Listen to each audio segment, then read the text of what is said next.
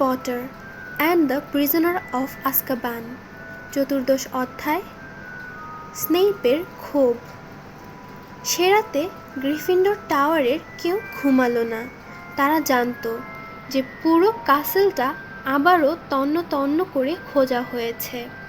Common রুমে পুরো হাউসের সবাই জেগে থেকেছে, ব্ল্যাক ধরা পড়েছে এটা শোনার জন্য।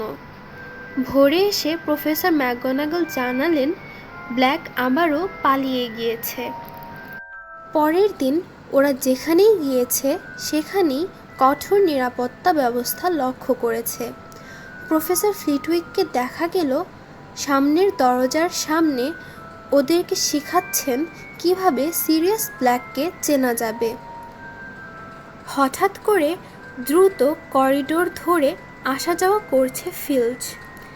দেয়ালের সামান্য ফাটল থেকে ইঁদুরের গর্ত পর্যন্ত সব কিছু খুঁটিয়ে খুঁটিয়ে দেখছে। স্যার ক্যাডাগনকে বরখাস্ত করা হয়েছে। 7 তলার অব্যবহৃত সিঁড়ির নিচে তার জায়গা হয়েছে এবং ফ্যাট লেডি আবার ফিরে এসেছেন। তাকে খুব দক্ষতার সাথে আদি রূপে ফিরিয়ে আনা হয়েছে, কিন্তু এখনও তিনি অত্যাধিক বিচলিত এবং এই শর্তে ফিরে এসেছেন যে তাকে অতিরিক্ত নিরাপত্তা দেওয়া হবে। তাকে নিরাপত্তা দেওয়ার জন্য কাঠখোট্টা দেখতে একদল নিরাপত্তা কর্মীকে ভাড়া করা হয়েছে। করিডোরে ওরা ভীতিকর একটি গ্রুপের মতো ঘুরে বেড়াচ্ছে, কর্কশ স্বরে কথা বলছে আর নিজেদের মুগুরগুলোকে প্রদর্শন করছে ঘুরিয়ে ফিরিয়ে। হ্যারি লক্ষ্য করল 3 তলার ওয়ান আইড উইচের মূর্তিটাকে কেউ পাহারা দিচ্ছে না। মনে হচ্ছে ফ্রেড এবং জর্জ ঠিকই মনে করে যে ওরা এবং এখন হ্যারি, রন ও হারমায়োনি বাদে আর কেউ ওই গোপন পথটার কথা জানে না। হ্যারি রনকে জিজ্ঞেস করল, তোমার কি মনে হয় ওটার কথা বলে দেওয়া উচিত? আমি জানি ও হানিডিউসের দিক থেকে আসবে না, বলল রন। দোকানটা যদি কেউ ভেঙে ঢুকতো তাহলে আমরা জানতে পারতাম। রনের দৃষ্টিভঙ্গিতে হ্যারি খুব খুশি হলো। ওয়ান আইড উইচকে পাহারা দেওয়া হলে সে আর কখনোই হগসমিডে যেতে পারবে না। রন মুহূর্তের মধ্যে বিখ্যাত হয়ে গেল। এই প্রথমবারের মতো লোকে হ্যারির চেয়ে ওর দিকে বেশি নজর দিচ্ছে এবং এটা পরিষ্কার যে এই অভিজ্ঞতাটা রন বেশ উপভোগ করছে। যদিও রাতের ঘটনায় সে এখনও বিধ্বস্ত, তারপরও যেই জিজ্ঞেস করুক না কেন ওই বিষয়ে খুঁটিয়ে খুঁটিয়ে বলার ব্যাপারে তার কোনো ক্লান্তি নেই।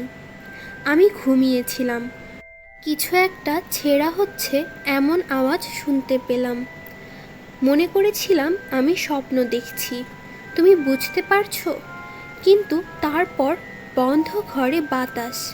আমি জেগে উঠলাম, দেখলাম বিছানার একদিকের পর্দা টেনে নামানো। আমি আরেক দিকে কাত হলাম, দেখলাম ও আমার উপর ঝুঁকে আছে যেন একটা কঙ্কাল। নোংরা চুলের বোঝা, লম্বা একটা ছুরি ধরা, নিশ্চয়ই 12 ইঞ্চি হবে। ও আমার দিকে তাকালো এবং আমি ওর দিকে। তারপর আমি চিৎকার করলাম এবং সে দৌড়ে পালিয়ে গেল। কিন্তু কেন? রন হ্যারিকে জিজ্ঞেস করল। দ্বিতীয় বর্ষের মেয়েগুলো ওর গল্প শুনে চলে যাওয়ার পর ও পালিয়ে গেল কেন? হ্যারি নিজেও একই বিষয়ে ভাবছে। ব্ল্যাক ভুল বিছানায় গেলেও রনকে হত্যা করে ওর দিকে কেন এলো না? 12 বছর আগে সে প্রমাণ করেছে নির্দোষ মানুষকে খুন করতে তার একটুও খারাপ লাগে না। এবং এই সময়ে সে 5টি নিরস্ত্র বালকের মুখোমুখি হয়েছিল মাত্র। এদের মধ্যে 4 জনই ঘুমিয়েছিল। চূড়ান্তভাবে অপমানিত ও লজ্জিত নেভিল। প্রফেসর ম্যাকগনাগল ওর উপর এত রেগে গিয়েছেন যে ওর ভবিষ্যতের সবগুলো হগসমিড যাত্রা বাতিল করে দিয়েছেন। ওকে ডিটেনশন দিয়েছেন এবং ওকে টাওয়ারের পাসওয়ার্ড দেওয়ার উপর নিষেধাজ্ঞা জারি করেছেন। বেচারা নেভিল, এখন তাকে কমন রুমের বাইরে প্রত্যেক রাতে একা দাঁড়িয়ে থাকতে হয়। কেউ আসলে আর সঙ্গে করে ও ভেতরে যায়। সহ্য করতে হয় নিরাপত্তা দলটির অবজ্ঞাসুলভ হাসি। অবশ্য এই শাস্তিগুলোর একটিও ওর দাদি ওর জন্য যে শাস্তি ঠিক করে রেখেছিল তার কাছে কিছুই নয়। ব্ল্যাক আসার 2 দিন পরে তিনি নেভিলের জন্য সেটা পাঠালেন হগওয়ার্টসের যে কোনো ছাত্রের জন্য, যেটা সবচেয়ে ভয়ঙ্কর, বিশেষ করে নাস্তার সময়। হাওলার। স্কুলের প্যাঁচাগুলো যখন গ্রেট হলের ভেতরে লেটার নিয়ে ঢুকলো, নেভিলের সামনে একটা পোষা প্যাঁচা এসে নামলো। ঢোক গিলল নেভিল। ওটার ঠোঁটে একটা টকটকে লাল খামে চিঠি এসেছে। হ্যারি এবং রন ওর বিপরীত দিকের চেয়ারে বসেছিল।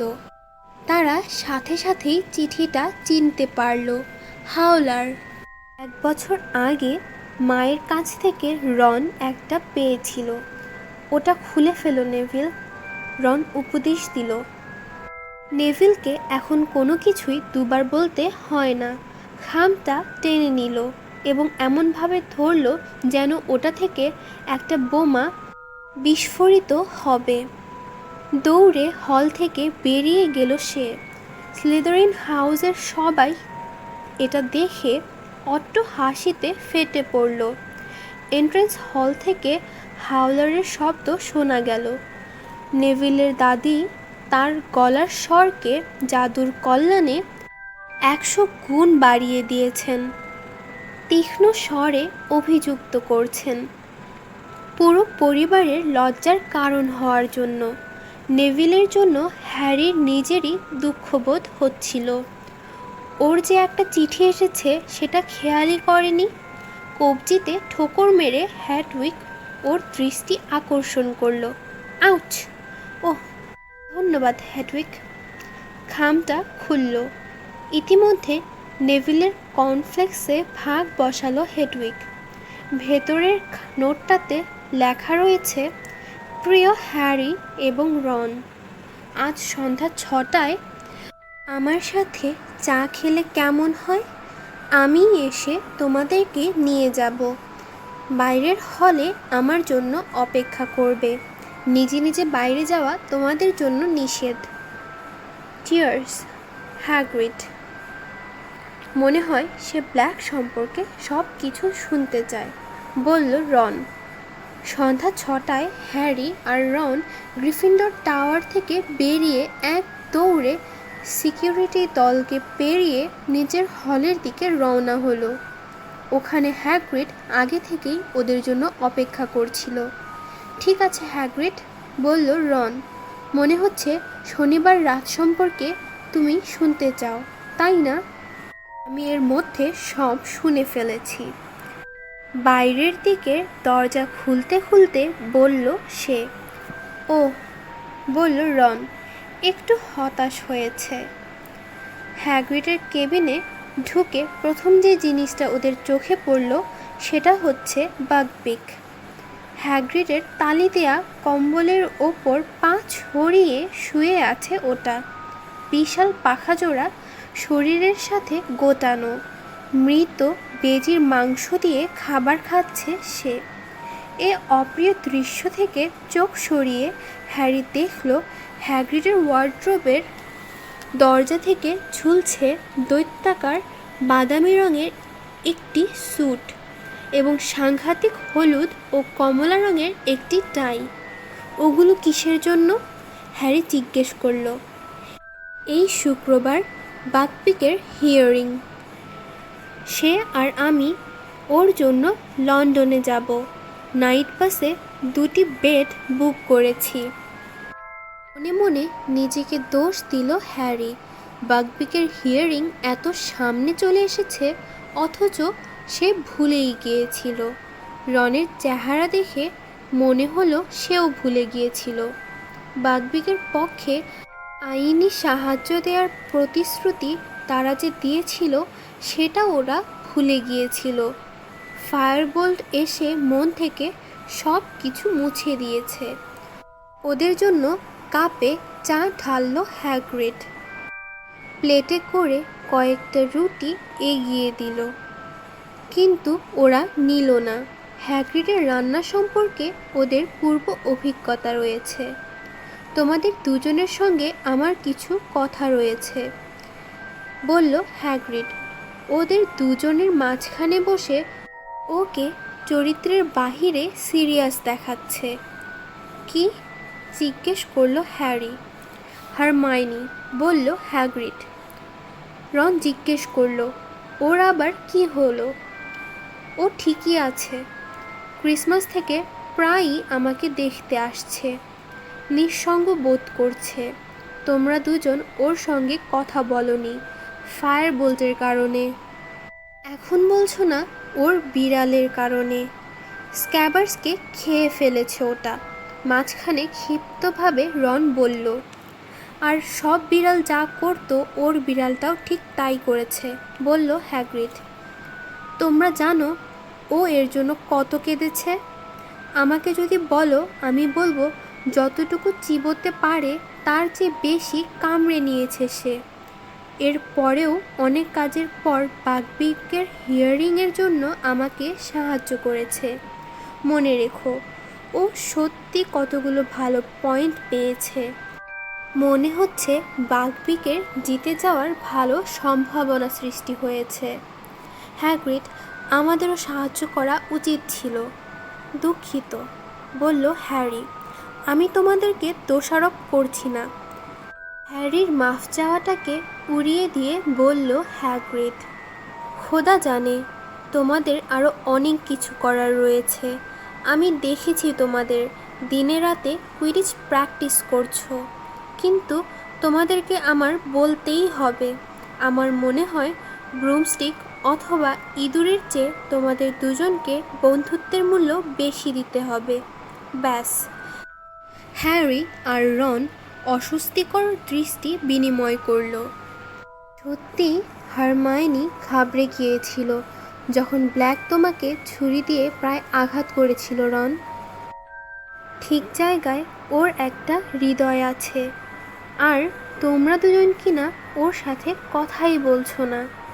ও যদি ওর বিড়ালটাকে তাড়িয়ে দেয় আমি আবার ওর সাথে কথা বলবো, রেগে বলল রন। কিন্তু ও এখনও ওটা ধরেই আছে। ওই বিড়ালটা একটা পাগল, এবং বিড়ালটার বিরুদ্ধে হারমাইনি কিছুই শুনতে রাজি নয়। আহ বেশ, নিজেদের পোষা জন্তু সম্পর্কে মানুষ একটু বোকা হতেই পারে, বিজ্ঞের মতো বলল হ্যাগ্রিড। পেছনে হ্যাগ্রিডের বালিশের ওপর বেজির কয়েকটা হাড় ছড়িয়ে দিল বাকবিক। পরবর্তী সময়টা ওরা গ্রিফিন্ডর হাউসের কুইডিচ কাপ জেতার সম্ভাবনা নিয়ে আলোচনা করল। 9টার সময় হ্যাগ্রিড আবার ওদেরকে পৌঁছে দিল। কমন রুমে ঢুকে দেখল নোটিশ বোর্ডের সামনে একদল ছাত্রছাত্রী রয়েছে। আগামী সপ্তাহের শেষে আবারও হগসমিড যাত্রা, বলল রন মাথার উপর দিয়ে নোটিশটা পড়তে পড়তে। তোমার কি মনে হয়? শান্ত স্বরে হ্যারিকে জিজ্ঞেস করল। ফিল্চ এখনও হানিডিউক্সের যাওয়ার পথটার ব্যাপারে কিছু করেনি, আরও শান্ত স্বরে বলল হ্যারি। হ্যারি, ওর ডান কানে কে যেন ডাকল। হ্যারি চারদিকে চেয়ে হারমাইনির দিকে তাকালো। ও ওদের পেছনের টেবিলটায় বসেছিল। হ্যারি, তুমি যদি আবারও হগসমিডে যাও আমি প্রফেসর ম্যাকগনাগলকে ওই ম্যাপটার কথা বলে দেব, বলল হারমাইনি। তুমি কি কাউকে কথা বলতে শুনেছ হ্যারি? বলল রন হারমাইনির দিকে না তাকিয়ে। রন, ব্ল্যাক তোমাকে প্রায় খুন করে ফেলেছিল। এরপর তুমি কিভাবে হ্যারিকে ওখানে যেতে দাও? আমি সত্যি বলছি, আমি বলে দেব।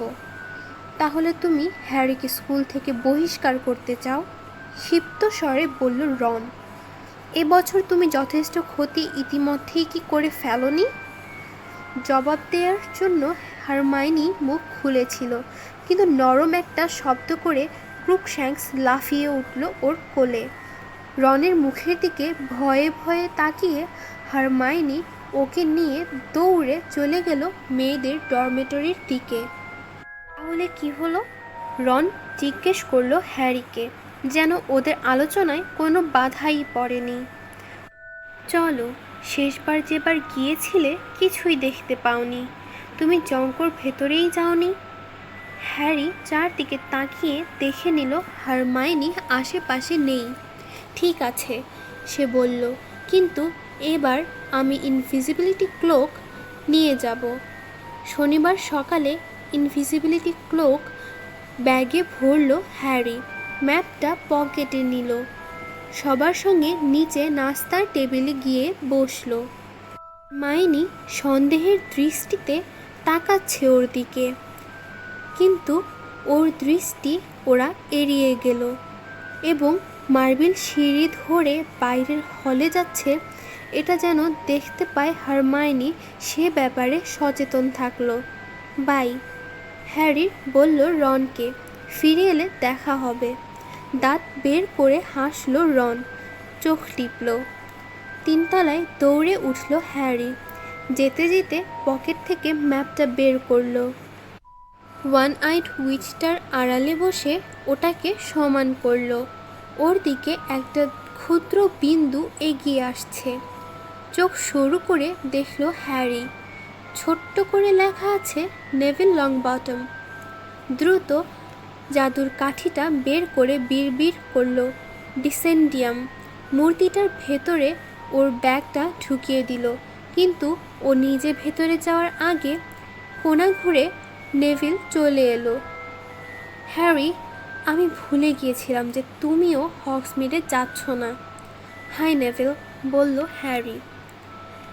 দ্রুত মূর্তিটার কাছ থেকে সরে গেল এবং ম্যাপটা আবারও পকেটে ভরে ফেলল। তুমি কি করছো? কিছুই না, কাজ ছাকালো নেভিল। তুমি কি আমার সাথে এক্সপ্লোডিং স্ন্যাপ খেলবে? মানে এখন না, আমি লাইব্রেরিতে গিয়ে প্রফেসর লিউপিনের দেওয়া ভ্যাম্পায়ারের ওপর রচনাটা লিখতে চাচ্ছিলাম। আমিও তোমার সঙ্গে যাব হ্যারি, খুশি হয়ে বলল নেভিল। আমিও ওটা লিখিনি। দাঁড়াও, মানে আমি ভুলে গিয়েছিলাম, গত রাতে ওটা শেষ করে ফেলেছি। চমৎকার, তুমি আমাকে সাহায্য করতে পারবে, বলল নেভিল। ওর গোল মুখটায় উদ্বেগ স্পষ্ট। ওই রস্যু সম্পর্কিত ব্যাপারটা আমি কিছুই বুঝি না। ওটা কি খেতে হয় নাকি কি করতে হয়? কথা বন্ধ করে দিল নেভিল, হ্যারির কাঁধের ওপর দিয়ে তাকিয়ে। স্নেপ, হ্যারির পেছনে গিয়ে দাঁড়ালো নেভিল। তোমরা দুজন এখানে কি করছো? জিজ্ঞেস করলেন প্রফেসর স্নেপ ওদের সামনে দাঁড়িয়ে। একবার হ্যারিকে এবং আরেকবার নেভিলকে দেখে নিলেন। দেখা করার জন্য এটা খুব অদ্ভুত জায়গা। হ্যারি অস্বস্তি বোধ করল। স্নেইপের কালো চোখ জোড়া ওদের দুজনের দুপাশের দরজা ঘুরে ওয়ান আইড উইচ মূর্তিটার ওপর এসে স্থির হলো। আমরা এখানে অপেক্ষা করছি না, বলল হ্যারি। এখানে আমাদের দেখা হয়ে গিয়েছে। সত্যি, বললেন স্নেপ। অস্বাভাবিক জায়গাগুলোতে, যেখানে কখনোই তোমাকে আশা করা হয় না, সেখানেই দেখা দেওয়ার তোমার একটা অভ্যাস রয়েছে পটার, এবং কোনো কারণ ছাড়াই তোমাকে সেখানে পাওয়া যায়। আমি প্রস্তাব করছি তোমরা দুজন গ্রিফিন্ডর টাওয়ারে ফিরে যাও, ওখানেই তোমাদের জায়গা। আর কোনো কথা না বাড়িয়ে হ্যারি এবং নেভিল রওনা হয়ে গেল। পেছনে ফিরে হ্যারি দেখল স্নেপ ওয়ান আইড উইচটার মাথায় হাত দিয়ে খুব কাছে থেকে কি যেন পরীক্ষা করে দেখছেন। কাটলেরির ওখানে গিয়ে পাসওয়ার্ডটা বলে নেভিলকে ভেতরে পাঠিয়ে দিল হ্যারি। ওকে বলল যে ভ্যাম্পায়ারের রচনাটা লাইব্রেরিতে ফেলে এসেছে। দৌড়ে গেল হ্যারি। নিরাপত্তা দলটিকে পেরিয়ে আবার ম্যাপটা বের করলো পকেট থেকে। চোখের খুব কাছে ধরল ওটা। 3 তলার করিডোরটা একেবারেই জনশূন্য। ম্যাপটা ভালো করে স্ক্যান করে দেখল, স্বস্তি পেল। সেভারাস স্নেইপ লেখা ছোট্ট বিন্দুটা তার অফিসে ফিরে গিয়েছে। দৌড়ে মূর্তিটার কাছে গেল হ্যারি। ওর কবজাটা খুলে নিজেকে ভেতরে নিয়ে দিল। কিছু দূর যাওয়ার পর ওর ব্যাগটা পেল। ম্যাপ থেকে লেখা মুছিয়ে দিয়ে দৌড় শুরু করলো হ্যারি। ইনভিজিবিলিটি ক্লোকের নিচে সম্পূর্ণ লুকানো হ্যারি হানিডিউক্সের বাইরে গিয়ে উপস্থিত হলো। পেছন থেকে খোঁচা মারল রনকে। আমি বিড়বিড় করে বলল, এত দেরি হলো কেন? রন বলল ফিসফিস করে। স্নেপ ঘোরাফেরা করছিলেন। হাই স্ট্রিট ধরে ওরা রওনা হয়ে গেল। কোথায় তুমি? রন বারবার ফিসফিস করে জিজ্ঞেস করছে। তুমি এখনো আছো? এই বোধটা কেমন যেন অদ্ভুত। ওরা পোস্ট অফিসে গেল। রন এমন একটা ভাব করলো যেন মিশরে সে একটা প্যাঁচা পাঠাবে, তার খরচ জানার চেষ্টা করছে, যেন এ সময়ে হ্যারি চারদিকটা ভালো করে ঘুরে দেখতে পারে। প্রায় 300 প্যাঁচা রয়েছে, বসে বসে আস্তে আস্তে ডাক ছাড়ছে। রেড গ্রে থেকে শুরু করে ছোট্ট স্কপ প্যাঁচাও রয়েছে। স্কপ প্যাঁচাগুলো স্থানীয়ভাবে ব্যবহারের জন্য ব্যবহৃত হয়। এগুলো এত ছোট যে হ্যারির হাতের তালুতে এক একটাকে রাখা যায়। এরপর ওরা জঙ্কতে গেল। ওখানে এত ভিড় যে খুব সাবধানে এগোলো হ্যারি, যেন কারো সাথে ধাক্কা না লাগে, কারো পা মারিয়ে না যায়, যেন কোনো রকম আতঙ্কের সৃষ্টি না হয়। যেখানে নানা রকমের খেলা হচ্ছে, চুটকি চলছে, যেগুলো ফ্রেড এবং জর্জ স্বপ্নেও ভাবতে পারবে না। ফিসফিস করে রনকে হ্যারি নির্দেশ দিচ্ছে জিনিসপত্র কেনার জন্য, আর কাপড়ের নিচ দিয়ে ওর হাতে গ্যালিয়ন্স গুজে দিচ্ছে। ভেতরে ঢোকার সময় ওদের মানিব্যাগ ভরা ছিল। জঙ্ক থেকে বেরোবার সময় সেগুলো বেশ হালকা লাগছে। ওরা পকেট ভর্তি করে dung bombs, hiccup sweets, frock sponge soap এবং প্রত্যেকের জন্য একটি করে নোজ বাইটিং টি কাপ নিয়ে বেরিয়ে এলো। দিনটা প্রাণবন্ত, ফুরফুরে। কেউই ঘরের ভেতর থাকতে চাইছে না। 3 ব্রুমস্টিক পেরিয়ে একটা ঢাল বেয়ে ওরা ব্রিটেনের সবচেয়ে ভুতুড়ে বাড়ি শ্রিকিং শ্যাক দেখতে পেল। গ্রামের অন্য বাড়িগুলোর তুলনায় একটু উপরে, এবং দিনের বেলায়ও কেমন যেন গা ছমছম করে ওঠে। তক্তা মারা জানালা এবং স্যাঁতসেঁতে ঘাসওয়ালা বাড়িটা। হগওয়ার্টসের ভূতগুলোও এ বাড়িটা এড়িয়ে চলে, বলল রন। বেড়ার ওপর হেলান দিয়ে গল্প করছে ওরা। আমি একবার এ ব্যাপারে নিয়ারলি হেডলেস নিককে জিজ্ঞেস করেছিলাম। সে বলেছে যে এ বাড়িটায় এক উগ্র মেজাজের লোক থাকে, কেউ ভিতরে যায় না। ফ্রেড এবং জর্জ একবার চেষ্টা করেছিল, কিন্তু ভেতরে যাওয়ার সবগুলো দরজা বন্ধ। ওপরে ওঠার কারণে হ্যারির এখন গরম লাগছে। ভাবছিল ক্লোকটা খুলে ফেলবে। ঠিক ওই সময় কাছেই কয়েকটা কণ্ঠস্বর শুনতে পেল। কারা যেন অন্যদিক থেকে বাড়িটার দিকে উঠে আসছে। কয়েক মুহূর্ত পরে ম্যালফয় উঠে এলো। ওর পেছনে পেছনে ক্র্যাব এবং গয়েল। কথা বলছিল ম্যালফয়, যে কোনো মুহূর্তে বাবার পাঠানো প্যাঁচাটা চলে আসবে।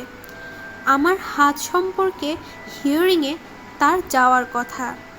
দীর্ঘ 3 মাস এই হাতটা আমি ব্যবহার করতে পারিনি। ক্র্যাব এবং গয়েল বিদ্রূপের হাসি হাসল। আমার খুব ইচ্ছে হচ্ছিল ওই বিশাল দেহের লোমশ মানুষটা কিভাবে পক্ষ সমর্থন করে সেটা দেখার। সত্যি বলছি, ওগুলো বিপজ্জনক নয়। ওই হিপোগ্রিফটা মারাই যাবে। হঠাৎ রনকে দেখতে পেল ম্যালফয়। ওর ফ্যাকাশে মুখটা প্রতিহিংসায় জ্বলে উঠল। এখানে কি করছো উইজলি? রনের পেছনে ভুতুড়ে বাড়িটার দিকে তাকালো ম্যালফয়। মনে হচ্ছে ওখানে থাকতে পেলে তুমি খুশিই হতে, তাই না উইজলি? তোমার নিজের একটা বেডরুমের স্বপ্ন দেখছো? আমি শুনেছি তোমাদের পুরো পরিবারটাই নাকি এক রুমে ঘুমায়। এটা কি সত্যি? লাফ দিতে যাচ্ছিল রন। পেছন থেকে কাপড় টেনে সামনে নিল হ্যারি। ওটাকে আমার হাতে ছেড়ে দাও, ফিসফিস করে ও রনের কানে বলল। সুযোগটা এতই ভালো যে হারানো যায় না। চুপি চুপি ম্যালফয়, ক্র্যাব এবং গয়েলের পেছনে গেল হ্যারি। নিচু হয়ে রাস্তা থেকে হাত ভর্তি করে কাদা তুলে নিল।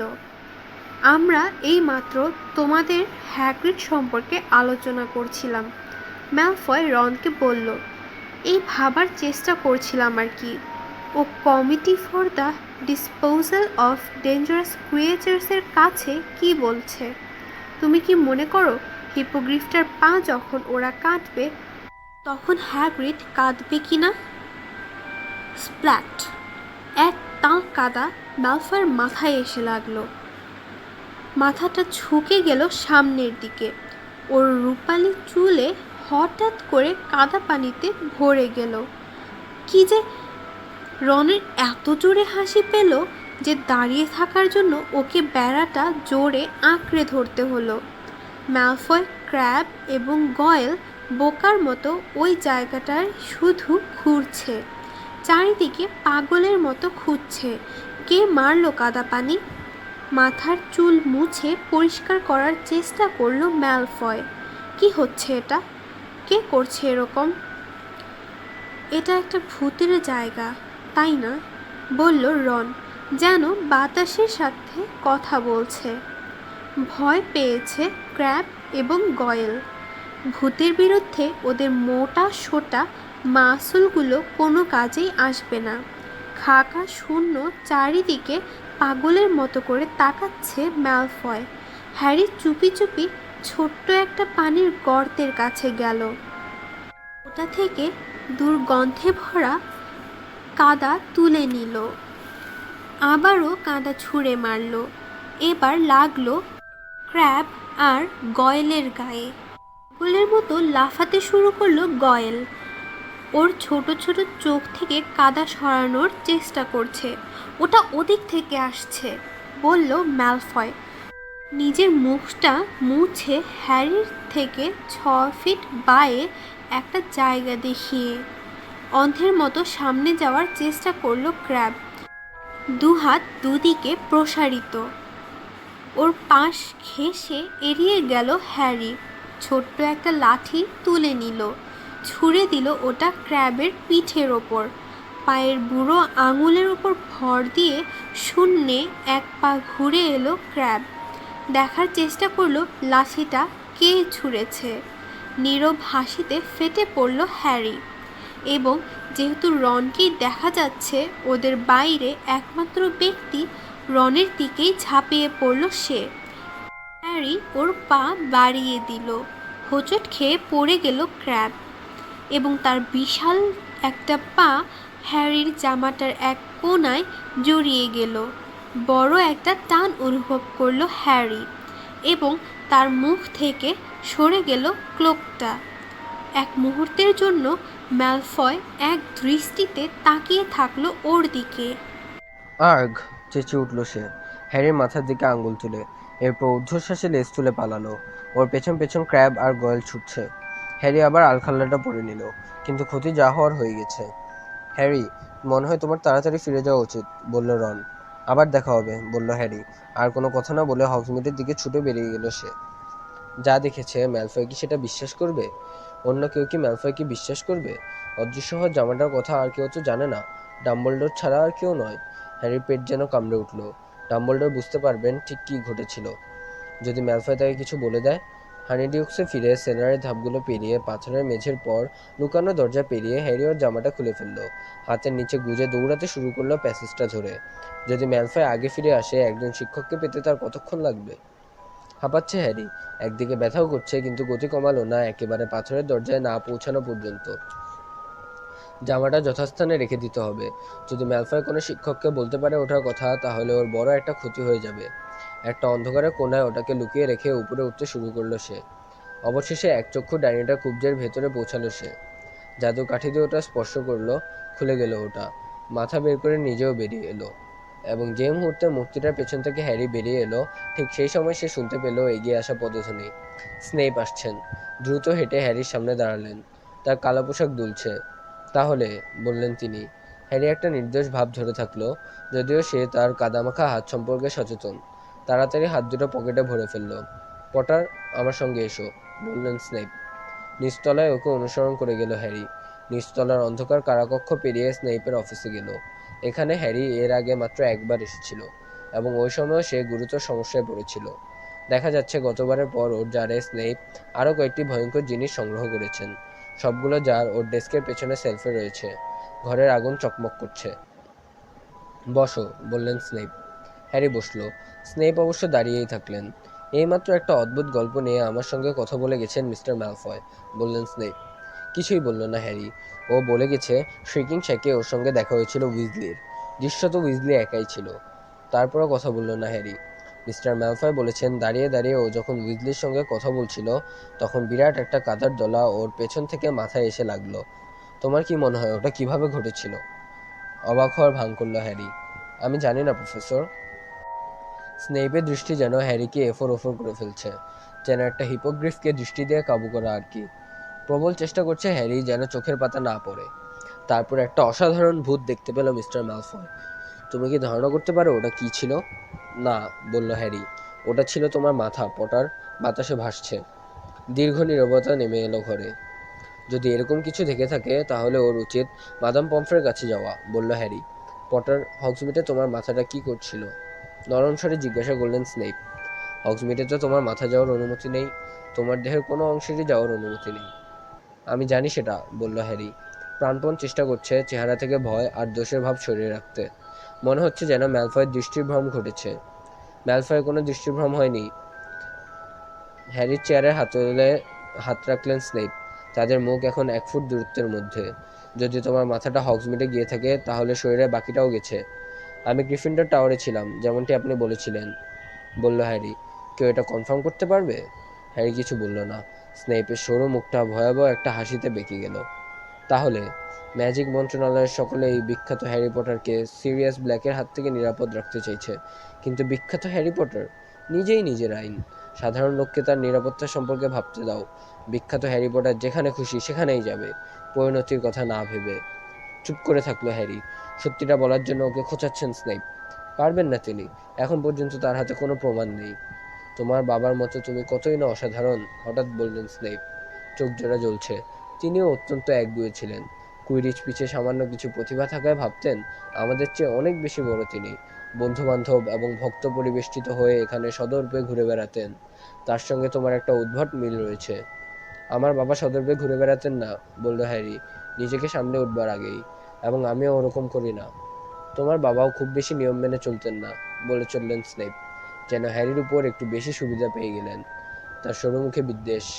আইন যেন সাধারণের জন্য, কুইডিচ কাপ বিজয়ীদের জন্য নয়। ওর মাথাটা এত গরম হয়ে গিয়েছিল। চুপ করুন, হঠাৎ দাঁড়িয়ে পড়ল হ্যারি। প্রিভেট ড্রাইভের শেষ সময় যেমন ক্রোধ তাকে পেয়ে বসেছিল, ঠিক তেমনই ক্রোধ হচ্ছে এখন। স্নেপের মুখটা শক্ত হয়ে গেল। আমাকে কি বললে পটার? আমার বাবা সম্পর্কে কিছু না বলার জন্য আপনাকে বলেছি, বলল হ্যারি। আমি সব কথা জানি। তিনি আপনার জীবন রক্ষা করেছিলেন। ডাম্বলডোর আমাকে বলেছেন। আমার বাবা না থাকলে আপনিও এখানে থাকতেন না। স্নেইপের ফ্যাকাশে চামড়া টক দইয়ের মতো বর্ণ ধারণ করলো। এবং কোন পরিস্থিতিতে তোমার বাবা আমার জীবন বাঁচিয়েছিল, সেটা কি হেডমাস্টার তোমাকে বলেছেন? নাকি বিস্তারিত ঘটনাটা মূল্যবান হ্যারি পটারের কানের কাছে খুবই অপ্রিয় মনে করেছেন? ঠোঁট কামড়ে ধরে আছে হ্যারি। ও জানে না কি হয়েছিল, কিন্তু এটা স্বীকার করতে চায় না। কিন্তু মনে হয় সত্যটা ধরতে পেরেছেন স্নেইপ। তোমার বাবা সম্পর্কে একটা ভুল ধারণা নিয়ে তুমি এখান থেকে চলে যাবে, এটা আমি বরদাস্ত করব না, বললেন তিনি। তুমি কি গৌরবজনক কোনো ঘটনার কথা ভাবছো? তাহলে তোমার ভুলটা ঠিক করে দিই। তোমার বাবা এবং বন্ধুরা আমার সঙ্গে এমন একটা মজা করতে চেয়েছিল যে তাতে আমার মৃত্যু হতে পারত, কিন্তু শেষ মুহূর্তে তোমার বাবা পিছপা হয়ে গেছিলেন। এর মধ্যে বীরত্বের কিছু নেই। সে আসলে ওর নিজের চামড়া এবং আমার জীবন রক্ষা করেছিল। যদি ওই তামাশাটা সফল হতো তাহলে তাকে হগওয়ার্টস থেকে বহিষ্কার করা হতো। স্নেইপের অসমান হলুদ দাঁতগুলো বেরিয়ে পড়েছে। তোমার পকেট উল্টাও, পটার, হঠাৎ থুতু ফেলে বললেন স্নেইপ। পকেট উল্টিয়ে দেখাও, না হয় আমরা সোজা যাচ্ছি হেডমাস্টারের কাছে। ভয় ঠান্ডা হয়ে গেছে হ্যারি। ধীরে ধীরে পকেট থেকে একটি ব্যাগ এবং ম্যাপটা বের করলো হ্যারি। ব্যাগটা তুলে নিলেন স্নেইপ। রন আমাকে ওগুলো দিয়েছিল, বলল হ্যারি। মনে মনে প্রার্থনা করছে যেন স্নেইপের সঙ্গে দেখা হওয়ার আগেই এ সম্পর্কে রনকে ইঙ্গিত দিয়ে রাখতে পারে। সে শেষবার যখন হগসমিডে গিয়েছিল তখন আমার জন্য নিয়ে এসেছিল। সত্যিই তাই? এবং তারপর থেকে ওগুলো তুমি বয়ে বেড়াচ্ছ, তাই না? সত্যি খুবই আবেগপূর্ণ ব্যাপার। আর এটা কি? ম্যাপটা তুলে নিলেন স্নেইপ। সর্বশক্তি দিয়ে চেহারাটাকে ভাবলেশীন রাখার চেষ্টা করলো হ্যারি। পার্চমেন্টের একটা বাতিল টুকরা, কাজ ঝাঁকিয়ে বলল সে। উল্টে পাল্টে ওটা দেখছেন স্নেইপ, চোখটা হ্যারির উপর। এরকম প্রাচীন একটা পার্চমেন্টে তোমার নিশ্চয়ই দরকার নেই, বললেন তিনি। আমি এটাকে ছুঁড়ে ফেলে দিই না কেন? আগুনের দিকে ওর হাতটা উঠল। না, দ্রুত বলল হ্যারি। তাহলে, বললেন স্নেইপ, তার লম্বা নাকটা কাঁপছে, এটাও কি মিস্টার উইজলির দেওয়া আরেকটি মূল্যবান উপহার? অথবা এটা কি অন্য কিছু? একটি চিঠি, হয়তো অদৃশ্যকালিতে লেখা, অথবা ডিমেন্টরদেরকে এড়িয়ে হগসমিডে যাওয়ার নির্দেশাবলী? হ্যারির চোখ পিটপিট করল। স্নেইপের চোখ জ্বলে উঠল। আমাকে ভাবতে দাও, বিড়বিড় করলেন। তিনি নিজের জাদু কাঠিটা বের করলেন, ডেস্কের উপর ম্যাপটা সমান করে রাখলেন। তোমার গোপন কথা এবার খুলে বলো, তিনি বললেন। পার্চমেন্টটাকে জাদুদণ্ড দিয়ে স্পর্শ করলেন। কিছুই ঘটল না। হাতের কাঁপন থামাবার জন্য মুঠো করল হ্যারি। আত্মপ্রকাশ করো, বললেন স্নেইপ। জাদুর কাঠি দিয়ে ম্যাপটাকে টোকা দিলেন। তখনও পার্চমেন্টটা একেবারে সাদা। গভীর স্বস্তির শ্বাস নিচ্ছে হ্যারি ধীরে ধীরে। প্রফেসর সেভেরাস স্নেইপ, স্কুলের শিক্ষক তোমাকে নির্দেশ দিচ্ছে তোমার মধ্যে যে সমস্ত তথ্য রয়েছে সেগুলো প্রকাশ করার জন্য, বললেন স্নেইপ ম্যাপটাকে জাদুর কাঠি দিয়ে সজোরে আঘাত করে। যেন একটা অদৃশ্য হাত এর উপর লিখে চলেছে। ম্যাপটার গায়ে ধীরে ধীরে ফুটে উঠছে লেখা। প্রফেসর স্নেইপকে মিস্টার মুনির অভিনন্দন এবং সবিনয়ে তার কাছে প্রার্থনা করছে যেন অন্যদের বিষয় থেকে নিজের অস্বাভাবিক লম্বা নাকটা দূরে রাখে। যেন জমে গেলেন স্নেইপ। মিস্টার মুনির সঙ্গে মিস্টার প্রংস একমত এবং যোগ করতে চান যে প্রফেসর স্নেইপ একজন কুৎসিত অপদার্থ ব্যক্তি। মিস্টার প্যাটফোর্ড তার বিস্ময় জানাতে চান যে এরকম একটা ইডিয়ট কি করে প্রফেসর হতে পেরেছে। ভয় চোখ বন্ধ করে ফেলল হ্যারি। যখন সে চোখ খুলল ম্যাপটায় তখন শেষ শব্দগুলো লেখা হচ্ছে। মিস্টার ওয়ার্মটেইল প্রফেসর স্নেইপকে দিনের শুভেচ্ছা জানাচ্ছে এবং তাকে উপদেশ দিচ্ছে তার আঠালো চুলগুলো ধুয়ে ফেলার জন্য। তাহলে এই সম্পর্কে আমরা পরে দেখব, বললেন স্নেইপ। হেঁটে আগুনের কাছে গেলেন তিনি। একটা পাত্র থেকে এক মুঠো চকচকে পাউডার নিলেন। আগুনে ছুঁড়ে দিলেন পাউডার। লুপিন, আগুনের চেয়ে তাকে বললেন স্নেইপ। আমি তোমার সঙ্গে কথা বলতে চাই। কিংকর্তব্য বিমূঢ় হ্যারি আগুনের দিকে তাকিয়ে থাকলো। ওর মধ্যে থেকে বিরাট একটা আকৃতি উঠে এলো, ঘুরছে খুব দ্রুত। কয়েক মুহূর্ত পর প্রফেসর লুপিন আগুন থেকে উঠে এলেন। তার ময়লা কোট থেকে ছাই ঝাড়ছেন। আমাকে ডেকেছো সেভারাস? মৃদু স্বরে বললেন লুপিন। অবশ্যই আমি ডেকেছি, বললেন স্নেইপ। ক্রোধে তার মুখ বিকৃত হয়ে গেছে। পা ফেলে ডেস্কের কাছে গেলেন। পটারকে আমি ওর পকেট খালি করতে বলেছিলাম, ওর পকেটে এটা পাওয়া গেছে। পার্চমেন্টের দিকে আঙ্গুল তুলে দেখালেন স্নেইপ। তখনও ওটার উপর মুনি, ওয়ার্মটেল, প্যাটফুট এবং প্রংস লেখাগুলো চকচক করছে। লুপিনের চেহারায় একটা অদ্ভুত বিমূঢ় ভাব ফুটে উঠল। তাহলে, বললেন স্নেইপ, এই পার্চমেন্টটা কালো জাদুতে ভরা। এটা তোমার বিষয়, তুমি এই বিষয়ে দক্ষ। তোমার কি মনে হয় হ্যারি এমন একটা জিনিস কোথায় পেল? লুপিন মুখ তুলে তাকালেন এবং হ্যারির দিকে চেয়ে সামান্য চোখের ইশারায় ওকে সাবধান করলেন যেন মাঝপথে বাধা না দেয়। কালো জাদুতে পরিপূর্ণ, মৃদুস্বরে পুনরাবৃত্তি করলেন লুপিন। আপনার কি তাই মনে হয় সেভারাস? আমার কাছে তো মনে হচ্ছে এটা নিছক একটা পার্চমেন্টের টুকরা, যেটা তাকেই অপমান করে যে এটাকে পড়ার চেষ্টা করে। ছেলে মানুষই আর কি, কিন্তু নিশ্চিতভাবে বিপজ্জনক নয়। আমার ধারণা কোনো একটা যোগসব থেকে এটা পেয়েছে হ্যারি। সত্যি? বললেন স্নেইপ। তোমার মনে হয় একটা যোগসব ওকে এমন একটা জিনিস দেবে? তোমার কি মনে হয় না ও এটা সরাসরি প্রস্তুতকারকদের কাছ থেকে পেয়েছে? স্নেইপ কি বলছেন হ্যারি বুঝতে পারছে না। দৃশ্যত লুপিনও বুঝতে পারছেন না। তুমি কি বলতে চাচ্ছ মিস্টার ওয়ার্মটেল অথবা এদের কারো একজনের কাছ থেকে? বললেন তিনি। হ্যারি, তুমি এদের কাউকে চেনো? না, দ্রুত জবাব দিল হ্যারি। দেখলে সেভারাস, বললেন লুপিন, এটা মনে হচ্ছে একটা যোগসব থেকে পেয়েছে সে। সঠিক ইঙ্গিত। ঠিক এই সময় অফিসে ঢুকলো রন। দম ফুরিয়ে গেছে ওর। স্নেইপের ডেস্কের একটু দূরেই থামলো। ওর বুকের সেলাইটা খামচে ধরে হাঁপাতে হাঁপাতে কথা বলার চেষ্টা করছে সে। আমি ওটা হ্যারিকে দিয়েছিলাম, দম বন্ধ করে বলল সে। অনেক আগে ওটা কিনেছিলাম একটি যোগশপ থেকে। বেশ, বললেন লুপিন। হাততালি দিয়ে খুশিতে ঘুরে দাঁড়ালেন। মনে হচ্ছে বিষয়টা পরিষ্কার হয়ে গেছে। সেভারাস, আমি এটা নিয়ে যাব। যাব? ম্যাপটা ভাঁজ করে পকেটে রাখলেন লুপিন। হ্যারি, রন, আমার সঙ্গে এসো। তোমাদের সঙ্গে ভ্যাম্পায়ার রচনাটা সম্পর্কে কথা আছে। আমাদেরকে মাফ করো সেভারাস। স্নেইপের অফিস থেকে বেরোবার সময় ভুলেও ওর দিকে তাকায়নি হ্যারি। সে, রন এবং লুপিন একেবারে বাইরের হলঘর পর্যন্ত আসার আগে কোনো কথা বলল না। তারপর হ্যারি ঘুরে লুপিনকে বলার চেষ্টা করলো। প্রফেসর, আমি আমি কোনো ব্যাখ্যা শুনতে চাই না, বললেন লুপিন। শূন্য হলটার চারদিক দেখে নিয়ে নিচু স্বরে বললেন, আমি জানি কয়েক বছর আগে এই ম্যাপটা মিস্টার ফিল্চ বাজেয়াপ্ত করেছিলেন। হ্যাঁ, আমি জানি এটা একটা ম্যাপ। আমি জানতে চাই না এটা কিভাবে তোমাদের হাতে পড়েছে। তবে আমি খুবই অবাক হয়েছি যে তোমরা এটা ফিরিয়ে দাওনি, বিশেষ করে শেষবার একজন ছাত্র পাসওয়ার্ড হারিয়ে ফেলার পর যে ঘটনা ঘটেছিল তারপরও। এবং আমি এটা তোমাকে ফিরিয়েও দিতে পারি না হ্যারি। সেরকমই আশা করেছিল হ্যারি, এবং প্রতিবাদ করার ব্যাপারে তার কোনো ইচ্ছা নেই। স্নেপ কেন ভাবলেন যে ওটা আমি প্রস্তুতকারকদের কাছ থেকে পেয়েছি? কারণ এ ধরনের ম্যাপ যারা তৈরি করেন তারা সাধারণত ভুলিয়ে ভালিয়ে তোমাকে স্কুল থেকে নিয়ে যায়। ওরা মনে করে এটা খুবই মজার। আপনি কি তাদেরকে চেনেন? বলল হ্যারি। আমাদের দেখা হয়েছে, লুপিন বললেন সংক্ষেপে। তিনি অন্য যে কোনো সময়ের চেয়ে গুরুতরভাবে হ্যারির দিকে তাকিয়ে আছেন। এর পরের বার তোমাকে আমি বাঁচিয়ে দেব, এটা আশা করো না হ্যারি। সিরিয়াস ব্ল্যাকের বিষয়টা গুরুত্ব দেওয়ার ব্যাপারে হয়তো আমি তোমাকে বোঝাতে পারবো না, কিন্তু আমি ভেবেছিলাম ডিমেন্টররা তোমার কাছে আসলে তুমি যা শুনতে পাও সেই সব শব্দাবলী তোমার উপর প্রভাব ফেলবে। হ্যারি, তোমার বাবা মা জীবন দিয়ে গেছেন তোমাকে বাঁচিয়ে রাখার জন্য। তাদের আত্মত্যাগের এই প্রতিদান সামান্য কয়েকটা জাদুর কৌশল বা খেলা, এটা খুবই অন্যায্য। হেঁটে চলে গেলেন লুপিন। হ্যারির বোধ হচ্ছে স্নেইপের অফিসে যতটা খারাপ লেগেছিল তার চেয়ে অনেক বেশি বিধ্বস্ত এখন সে। মার্বেল সিঁড়ি ধরে সে আর রন উঠে গেল। এক চক্ষু ডাইনেটার পাশ দিয়ে যাওয়ার সময় অদৃশ্য হওয়ার আলখাল্লাটার কথা মনে পড়ল। ওটা এখনো নিচে রয়ে গেছে, কিন্তু গিয়ে নিয়ে আসার সাহস পেল না সে। সবই আমার দোষ, হঠাৎ বলল রন। আমি তোমাকে যেতে বলেছিলাম। লুপিন ঠিকই বলেছেন, ওটা বোকামিই হয়েছে। আমাদের ওরকম করা উচিত হয়নি। থেমে গেল রন। করিডরে পৌঁছে গেছে ওরা। নিরাপত্তা দলটা হাঁটছে। ওদের দিকে এগিয়ে আসছে হারমোনি। ওর দিকে এক নজর তাকিয়েই হ্যারি বুঝতে পারল সব ঘটনাই শুনতে পেয়েছে সে। হৃৎপিণ্ডটা লাফিয়ে উঠল। ও কি প্রফেসর ম্যাকগোনাগলকে বলে দিয়েছে? আমাদের দুর্দশায় হাসতে এসেছো? অভদ্রের মতো বলল রন ওদের সামনে হারমোনি থামতেই। নাকি আমাদের কথা বলে দিয়ে এলে এইমাত্র? না, বলল হারমোনি। ওর হাতে একটা চিঠি ধরা। ওর ঠোঁট কাঁপছে। ওর মনে হয়েছে তোমাদেরও জানা উচিত। মামলায় হেরে গেছে হ্যাগ্রিড। বাকবিককে হত্যা করা হবে।